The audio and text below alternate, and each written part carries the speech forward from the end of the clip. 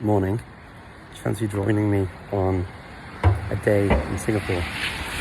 So I arrived here yesterday and I had a meeting actually on my first day with some people who teach some of the Chinese languages here in Singapore that tend not to be as well represented. And I'm also meeting with venues and different places and other stakeholders to discuss what's possible during the conference in 2023 here in Singapore, and basically to get an idea of how the conference can and will look. This is something I do every year when I organise an event. It's a really important and necessary trip to be able to make the conference work. And when I do this, I like to take in the region, so I normally make trips to other close by countries, neighbouring countries or cities, and I do that so that I get involvement from people in the region, not just because I enjoy travelling. It makes sense in terms of making a trip like this to make the most out of it. It allows me a chance to speak to people who can help to enhance the conference locally and make it the best it can be for you. So if you have any questions about the conference, obviously I'm very happy to answer those questions. At the moment, we are looking in the very first instance to set dates firmly in the calendar. Now, the reason this year has been a little trickier is because there are different tiers of countries when it comes to event organising.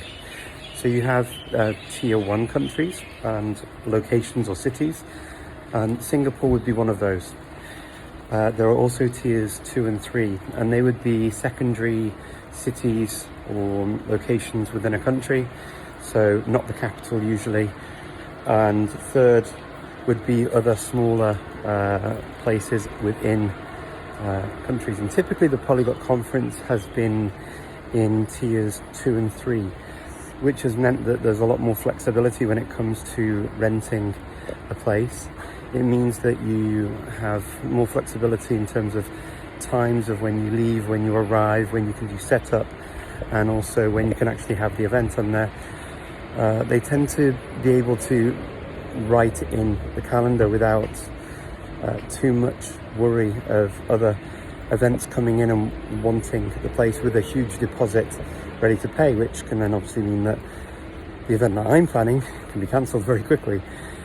Sadly, for tier 1 countries, this is an issue, and so coming and checking it out and making sure we can be there with a deposit is really, really key.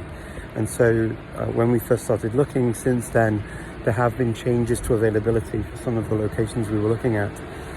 And so it's meant that we really need to come and hone in on exactly all of the details.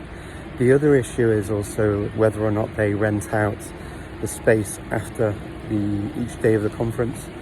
And of course, this is also another issue that as an event organizer you face. And this is also one of the issues that I found with Singapore. I'm looking to try to pin all that down on this trip, as well as look at what we can plan to give you a really memorable and exciting experience of this wonderful city. And just before I say goodbye, I want to show you this fantastic building that I absolutely adore. Here, if you look at that. The building has like plants growing up it. How cool is that? It's amazing. I'm looking forward to seeing you all soon, and as I say, any questions, please let me know. Take care. Lots of love from Singapore.